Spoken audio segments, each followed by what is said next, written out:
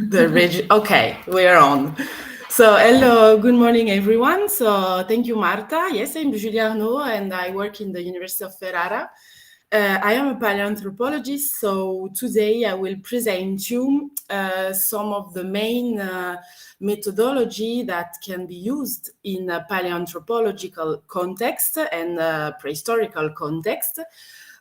Starting from what we can do during excavation. And I have tried to take as much as possible example from the University of Ferrara, from research that are going on here in Ferrara. And so for the first thing that I will show you is if it goes, it's a little bit, perché non va avanti?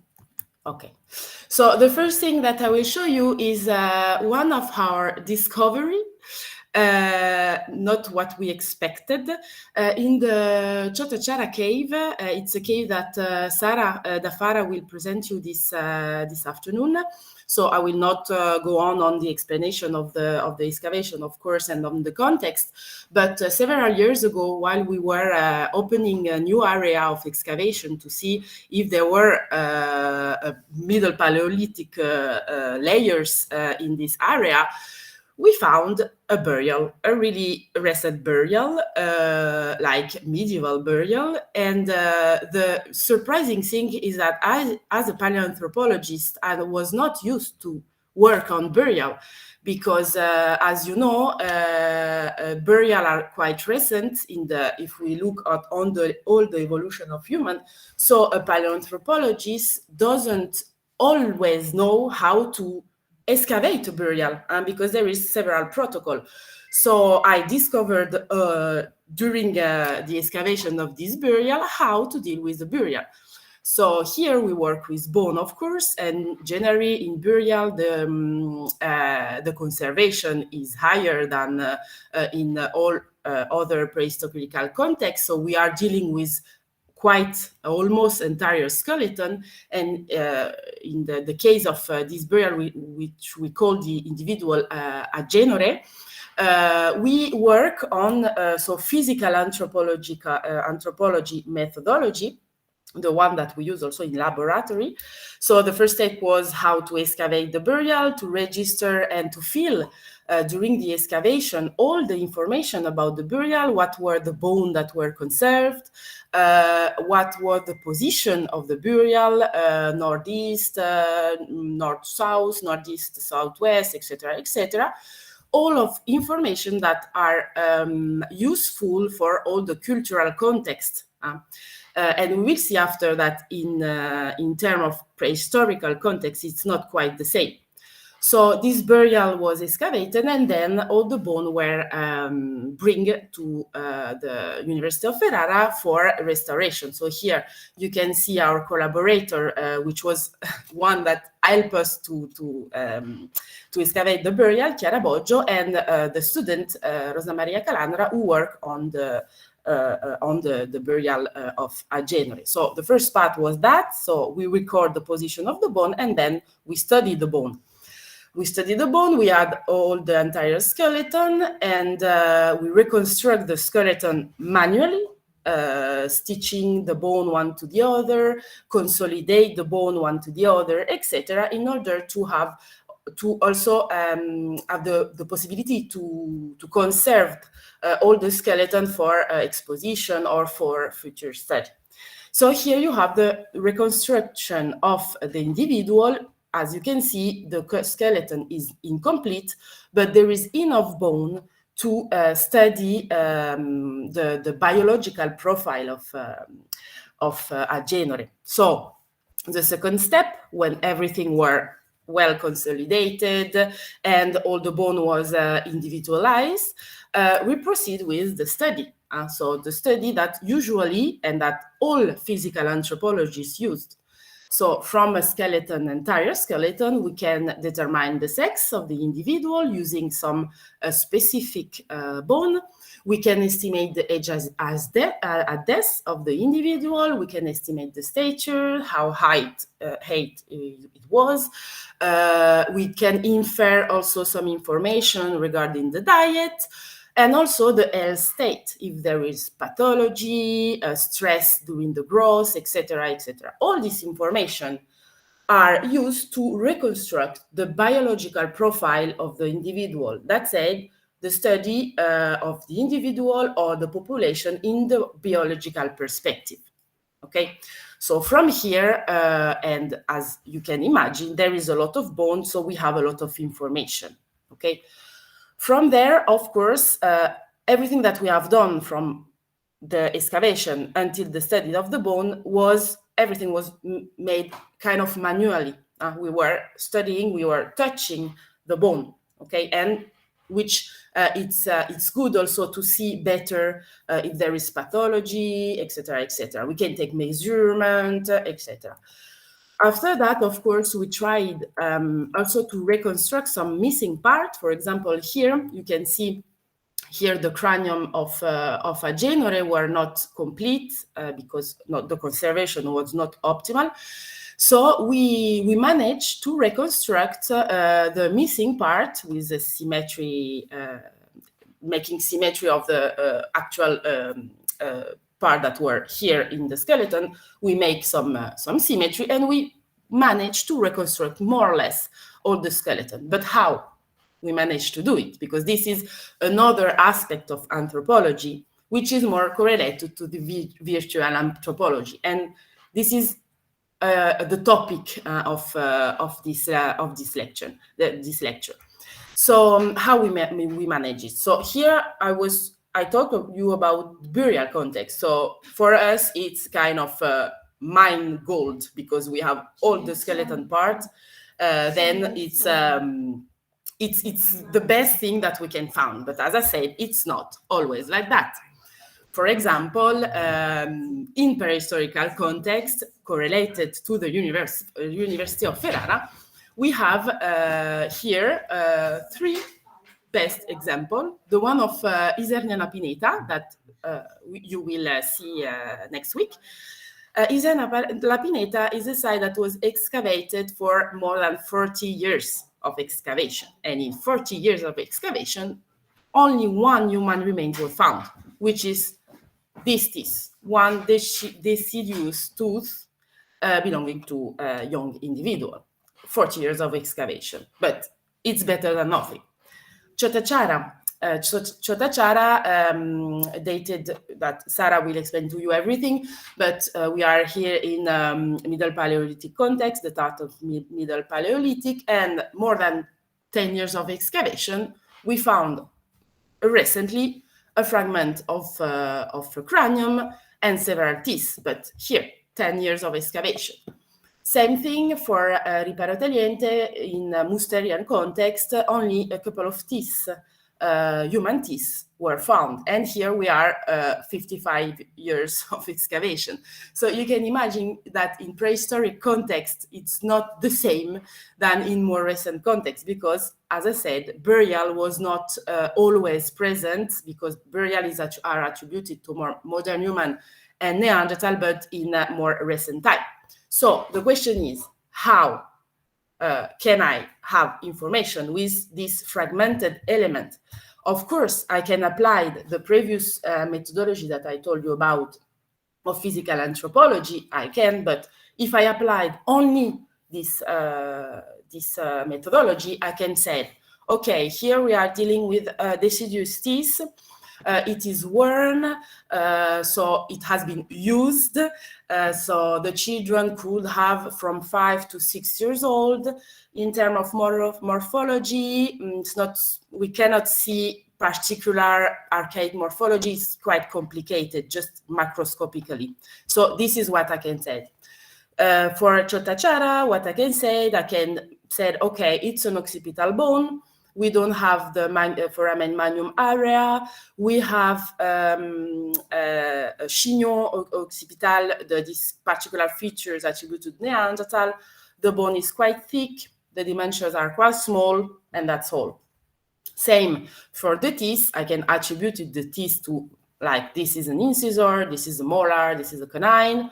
They are quite big, they are worn, they are not worn, etc., etc. This is what I can say. For same thing for the teeth from Riparo Tagliente, I can attribute the teeth, what teeth it is. I can say it's big, small, etc. But that's all.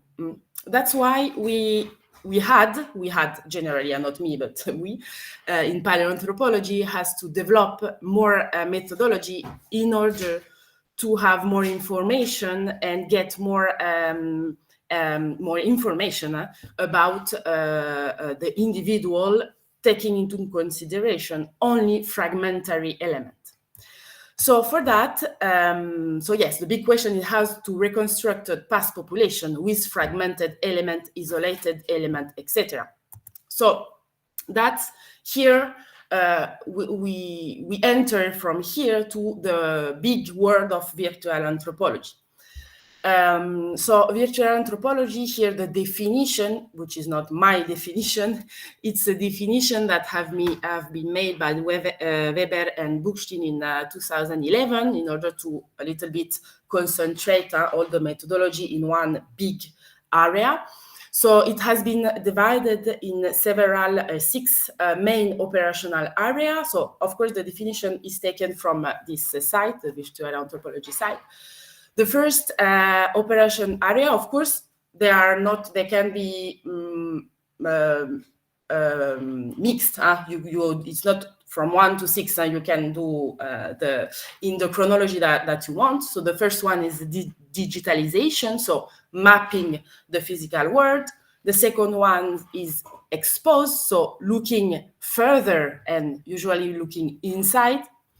Compare, so make quantitative evaluation between elements, so between the same element, homologous bone. Reconstruct, so here how to deal with missing data, so how to reconstruct a cranium, for example, which is not complete. Materialize, so in this we come back to the real world, and at the end, of course, sharing all the data that we have. Okay, and between researcher, for museum, etc. So today we will try to see each of these operational area, taking some example from my personal research or collaboration, etc., etc. So the first part, so the digitalization, so the reconstructing in virtually the element. So of course there is hundreds of methodology. I will show you several of them, from the most simple to the more complex one. Of course, more you go to the complex, more the price is elevated. And this is also important to take in consideration the price and how much it costs to have this information. So here, 2 low-cost methodology that is used, a microscope not so much now, but photogrammetry, it takes lots of space now. It's something that really is more and more used in the world of paleoanthropology and in the world of prehistory in general, because of course all the methodology that I will introduce you today about paleoanthropology can be applied in other areas, of course. So the microscope, it's a simple machine, instrument that allow you to take some point in the space.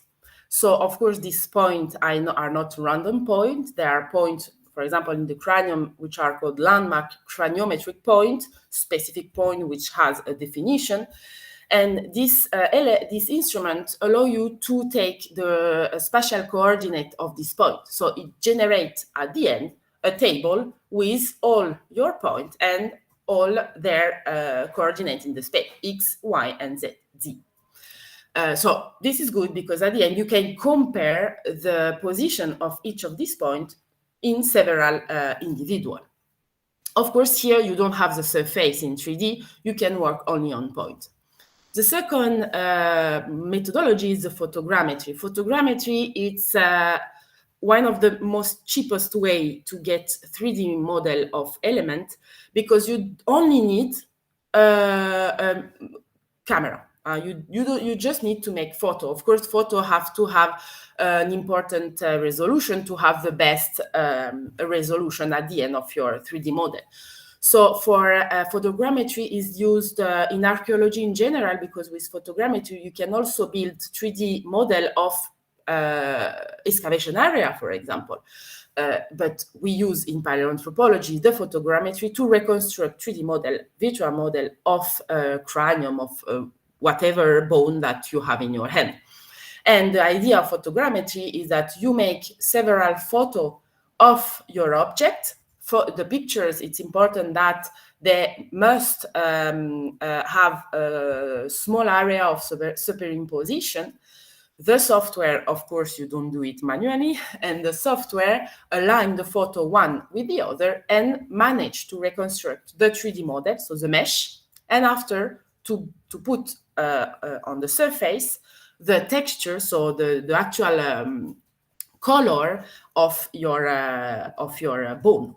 Okay, so here in the photogrammetry, this is the best way to get also the nicest image, 3D image of the bone, and it's used also for research, but it's really positive also to use it for museology, for example, because the quality of the 3D model is really nice to see.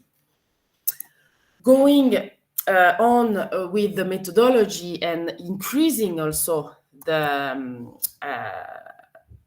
resolution of the mesh of the 3D model, we have two kind of surface scan. So here we are not going inside your bone, but we are still going on the surface of the bone. So we have two kinds of main surface scanner. We have the laser scanner here and the structured light scanner. The main difference between both is the technique. The laser scanner uses laser to have the topography of your element. So here, the basic technique is that the laser is sent on the surface of your object, and the scanner calculates the time of journey of the laser to have the distance between the scanner and your object, and it reconstructs a point cloud and then a mesh. There is several kind of laser scanner. The one that is fixed, I mean, the object turn and the scanner scan. But there is also ND scanner, which are really nice to use, for example, in outside to build, for example, the cave morphology, etc. It's really used. So, but the technique is the same. Concerning structured light scanner that we have here in UNIFE, for example, but there is also one, I think, in Tarragona, also in Paris. We have here, the technique is different because it uses light, band of light that you can see here in the cranium, white band of light that are deformed by the topography of your element. Then the telecamera that are positioned on the right and left side of the sensor, which send the light, gather the images and transform it in digital images, and then you have the surface of your element. The positive aspect, the advantage to use this kind of scanner is the fact that you can you can change the parameter of the light, and then use several light parameters in order to gather some surface that are more shiny, for example, or on the contrary, more dark. Then you can have a more precise reconstruction of bone that have several material tissue, for example, teeth, which has the crown, which is really shiny, and the roots, which is not so much shiny. So with that, you can have this kind of information. In another part, here going further with the technology, we have the tomography. Computed tomography, so you have the medical one, you have the microtomography, and we have also the magnetic resonance imaging, which are not used in prehistory, but it's the same technology, the volume scanners. So here you have an example of the medical one, the one that you make in hospital if you need, the one that are used in sciences. So here is the one of the Muséum d'Histoire Naturelle in the Asterix platform, which is a micro-computed tomography. And of course, we can also use other more higher resolution technology, which are the synchrotron. You have several in Europe and also outside Europe. This one is the one of Grenoble, which is basically a magnetic field that generate make a ray of light, which is turning really high around this synchrotron. And here you can gather the light and change it and choose the ray that you want. So, for example, we use X-ray. And so here we gather the X-ray and we can perform analysis, okay? But the techniques of all of them are the same. It's just the resolution that are different, of course. The synchrotron have the best resolution.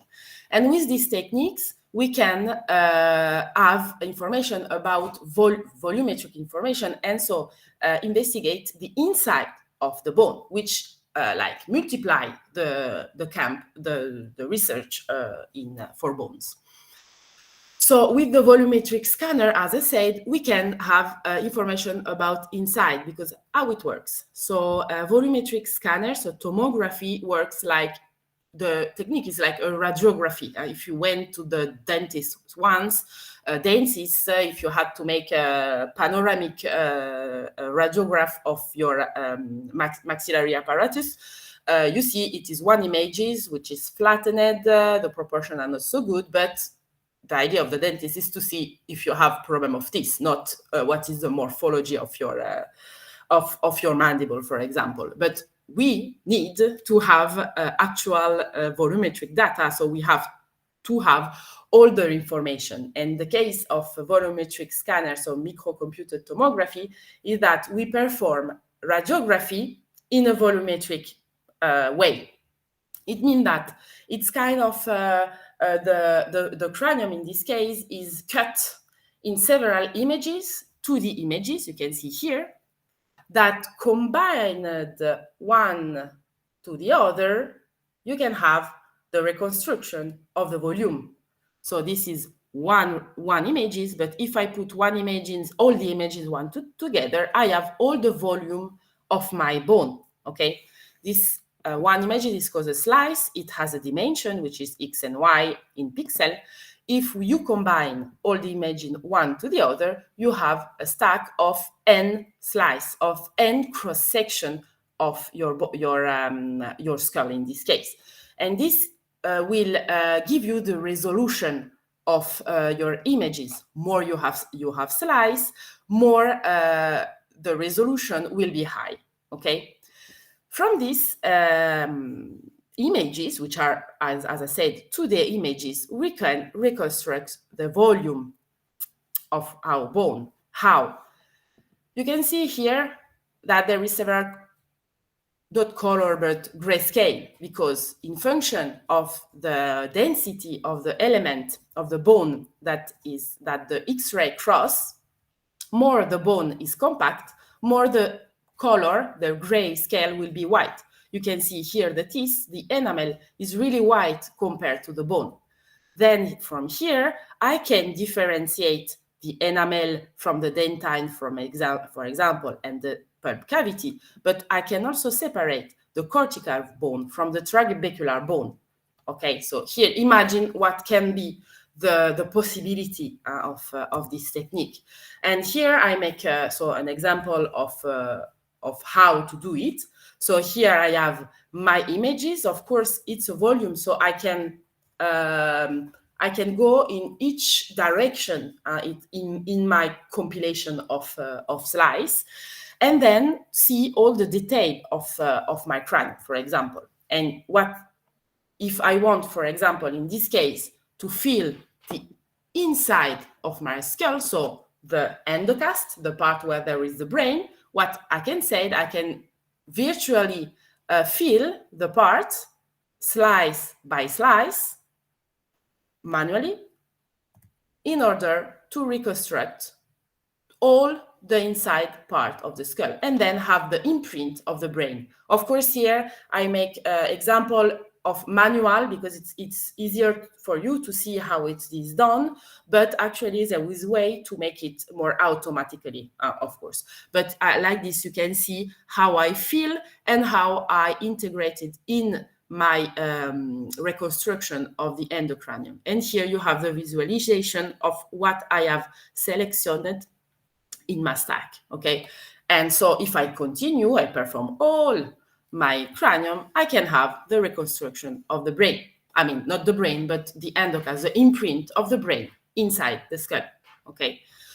So of course, you can imagine that we can make, I have made it here for the brain, but we can make it for the teeth, we can make it for other part of the skull. So all the bone, actually, we can do it for all the bone. So here I have, I will show you other example application of what this can bring to the paleoanthropology world. So for example, here you have the reconstruction of the teeth from of Homo-luzonensis made by Clément Zanoli. And you can see that here he was able to separate the pulp cavity, the dentine, and here in red, the enamel. So here we can work separately on the tissue and make consideration on each of these separately with volumetric data, not only 2D measurement. Here the same for teeth from Le Moustier. In the same way, they have took off virtually the enamel, and as you can see, we have the imprint of the enamel, the structure of the teeth. It is recorded in the dentine. So you can imagine that if the teeth is worn, we can infer the morphology of the teeth from the morphology of the dentine. Of course, this is only possible if we make volumetric analysis. Okay. Same here, an example from femur here. You can see that it was possible to reconstruct the inside part of the femur, so the trabecular part. And here another example of the study of the density of the trabecular bone in tibia and talus of Pan and Homo. And here you can see that the thing that they can perform, for example, to compare the density of trabecular bone in several species. Okay, this, of course, it's possible only with CT scan. Other going further, here we can isolate area, of course. Here are really nice images from Antoine Balzo and Mangin 2021, the reconstruction of the Cro-Magnon cranium. And here you can see everything that has been done. You have the endocast, so the imprint of the cranium. You have the cranium and the several thickness of the bone in all the parts. You have the reconstructions of the sinus, etc. So we can do thousands of things with these images. We can also perform a virtual histology of the teeth. Histology usually is destructive, the one that has been done since now. It means that you have to cut the teeth, actually cut the teeth, to see all the structure of the enamel and the dentine. This is now possible using microtomography, but more with synchrotron, because the resolution here is higher to see the structure of the enamel, for example, but it's something that we can do doing so in the world of virtual anthropology. And here is the example of what we have made with the Chatachara human remains. So we have reconstructed the cranium in 3D. After we will be able to make further analysis on the thickness, etc., of all the bone, and look inside the bone to see all the structure of this occipital bone. So it's something that that really help us to have more information. But if we look at now the part of visual anthropology of comparison, so how we can compare cranium between one to the other. So yes, now we have the 3D model, okay? But how can I compare cranium that have, all cranium has different shape? If I, for example, only superimpose them one to the other, what I can see is that one is bigger than the other, one has a supraorbital torus bigger than the other, etc. But I don't have a kind of quantitative way to compare them one to the other. So I will go really fast on that because it's a lecture that could be more longer. But to compare in virtual anthropology, using, of course, a 3D model, we use a technique, a method that we call geometric morphometrics. Maybe you have already have heard about it. Geometric morphometrics is a statistic method that has principle. The main principle of geometric morphometrics is the fact that you can separate from an element the size from the shape. So I can also remove the effect of the size, for example, or I can study them separately. Then for two cranium, for example, this one, if I look at them, one is bigger than the other one. With the use of geometric morphometric, I can reduce the effect of size and see what are the actual differences in terms of shape. So here I have represented you more simply differences between shape and size. And here, for example, I have two butterfly, A and B as two same shape, actually, because if I make it bigger, taking the proportion, one can be superimposed to the other, but the size is different, okay? A and C are different in size and shape, but A and D are the same in shape and size. The color we actually don't care so much because we don't have color in our world. So from here, with the use of geometric morphometric, I can remove the effect of size and so study only the differences in shape. For that, of course, I have to record element. I have to record data on my bone. So here I have taken an example of the cranium, but of course this can be applied in all the bone of the skeleton. So to record the size and the shape, I need data, and for data we use landmarks. Landmarks are generally, to be really simplified, to simplify everything, are homologous points. Okay, point that I can say that this landmark in this cranium is the same landmark in the other cranium, and they are homologous, okay? So here I've reported you the definition, the actual definition of the different type of landmark that has been defined by Buchstein. We have different kind of landmark, of course. We have homologous one, which are biological. For example, the cross of suture, cranial suture, for example. There are points that you can, if I put the point in the bregma, the other will put the same point in the bregma because it's easier to highlight. Of course, if we use only type 1 landmark, there is not so much type 1 landmark in the cranium. So we have to provide other kind of point. For example, we have the type 2 landmark, which has homologous, but the homology is provided by geometric features. For example, the maximum curvature of the frontal bone is a type 2 landmark, okay? So here, for example, the error in positioning this landmark could be a little bit more elevated. After we have the third type of landmark, which this is also defined geometrically, but its location it's dependent on another landmark or specimen orientation. For example, the maximum breadth, the maximal width, etc., etc. And after we have the semi-landmark, which are equidistant points that are positioned between one type 1 landmark, two type 1 landmark. Okay? So, of course, don't worry if I go fast. It's just an illustration of what can be done. And then what can I do with this point? I have point in the space. And then, because of course, one cranium will have a configuration of points. So here, imagine that this is a cranium. I have my cranium 1 with my 3 landmark, my cranium 2 with my 3 landmark, but one is smaller, one is bigger. In the space, they are not at all in the same space. So I have to align my configuration one to the other. And for that, I use another powerful method, which is the generalized procrust analysis. It's a powerful method that allows to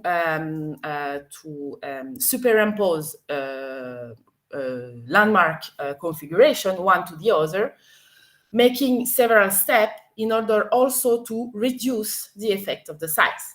So here you have all the steps. The first one is that we align the two configurations in their barycenter. After that, we scaled, taking the proportion. And after, we align all the landmark one to the other. And of course, they are not perfectly aligned. That's normal because the shapes are different. So what we will study now are the differences. Here you can see there is differences between my two landmark 2 from my first and second individual, here also, and here also. And these differences are called the procrust residual, and this is the differences in terms of shape. And this is the difference that I will study in order to compare my cranium, my bone, one to the other. I already. Of course, as you can imagine, there can be some error because you can position the landmark for the type 1, there is no problem, but for the other one, there can be some error. We call it accuracy and repeatability of the protocol. This, of course, has to be, it is important to check the accuracy and repeatability, because one count is I am able to make this analysis because I have made the protocol, I have put the landmark, I know where are the landmark, but if I give the protocol to another one, it has to have the same result than me. Otherwise, there is a problem in the protocol. So that's why this is an important step, is that to analyze if my protocol is accurate and repeatable. Okay, for that, usually what we do is that we repeat the analysis more and more time. We repeat the positioning of landmark, and we calculate what is the differences between all the digitalization of landmark that I have put. And I can say if myself I can repeat it, but also if someone else can repeat it. For that, we use GPA, procrust analysis, but this is not the question.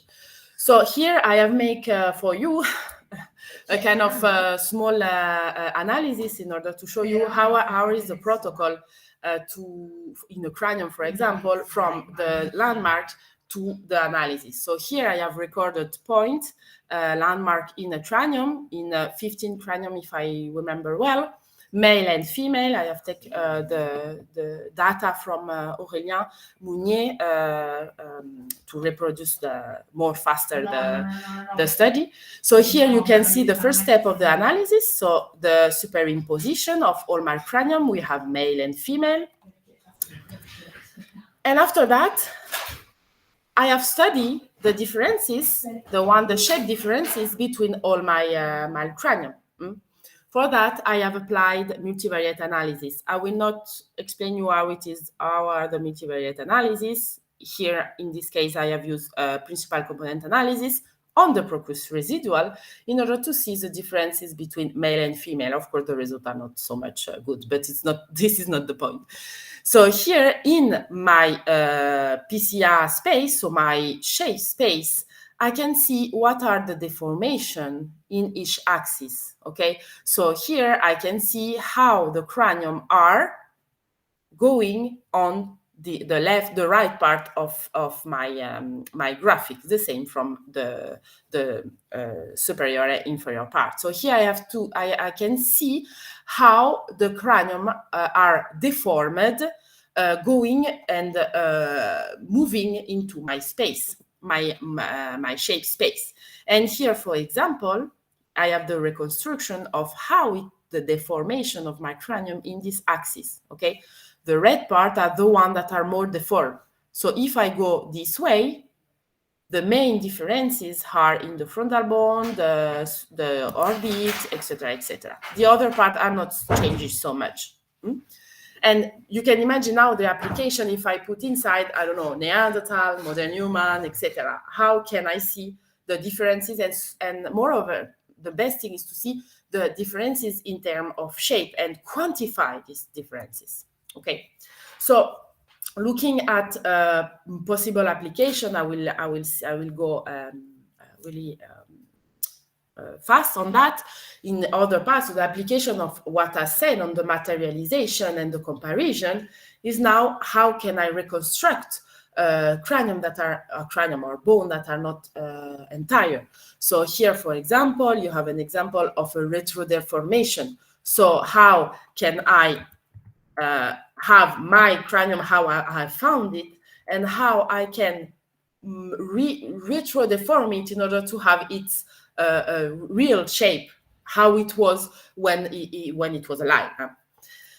We can also reconstruct missing part. Here is an example of the cranium of Sacco Pastore using symmetry. So I have the actual fossil, I make a symmetry, I superimpose them, and I have the possible way of how Sacco Pastore cranium was at the beginning.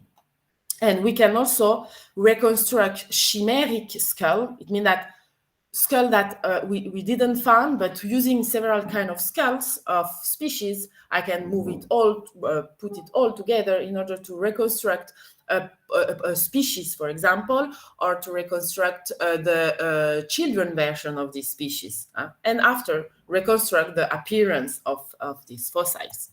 And here it's an example of this and how from a teeth we were able, for museography way, to materialize this fossil. So here we go back to the teeth of Isernia, and for museography, they wanted to have a reconstruction of these teeth, these children. And these children is attributed to the Heidelbergensis species because it's 600,000 years, so probably Heidelbergensis. But the problem is that there is no children of 5-6 years old in the fossil record of Heidelbergensis. Then how we can materialize a children of Heidelbergensis without a skull? So here we ask our colleague Antonio Profico to make a chimeric skull of a children of Homo heidelbergensis, taking into consideration the ontogenetic, so the evolution of modern human from children to adult, how it is done, the same thing in Neanderthal and the same thing in Heidelbergensis. And from this, Antonio was able to, from a cranium of Heidelbergensis, to retro-deform it to a children of 5-6 years old. From this, we make a 3D printing, and from this, the 3D printing, the artist was able to reconstruct the appearance. Of course, this is artistic appearance of the children of Isernia. So, and in here, all the step was used, all the things that I explained to you, until the materialization. And this was made with geometric morphometric. Of course, for the materialization, it is for artistic thing, for museum, for example, but of course also for teaching, because all the cranium that we use in didactic part, when we make lab, etc., it's more or less now are all 3D printing of actual fossil that were 3D scanned, and after a 3D model, I mean, an actual model was built. So virtual anthropology is also that, and we need it for didactic purposes, of course. And of course, the last thing is to share, because as you can imagine, we are dealing with 3D model, which actually can be put in a cloud, can be put in an hard disk, etc. So I can give the 3D model, of course, with authorization, because we need the authorization from the museum, the actual proprietary of the data, but we can share one to the other the data, which is good because like this, a fossil that is original can be scanned one time, put or in the museum or in a way that he will not get more damage. And we just share the actual 3D data. We don't need to go to touch the fossil to make further analysis that can damage, etc. So this is one thing. Another thing is the reference collection, because of course, when we compare, we need hundreds of elements in order to compare one to the other. And if I had to, each time that I want to study a new bone, to go to a museum, to scan again 100 or more elements, I mean, I lose a lot of time. But now, of course, and this is good, there is a lot of online repository where you can download data. It can be fossil, it can be also modern human, etc. That really help science in paleoanthropology, because, as I said, we don't have to move each time to museum to gather new data, etc. So there is a kind of solidarity between each other to exchange data in order to don't spend a lot of time digitalizing, because of course 3D data, etc., takes time to perform it. So of course, when you have your reference collection, which is built, it's okay, you have it, and you can perform thousands of analysis just with one set of data. So that's all. I hope I was not too fast, because there is a lot of things to say. I am here for a question if you need, if you have question, and that's all. Thank you very much for your attention.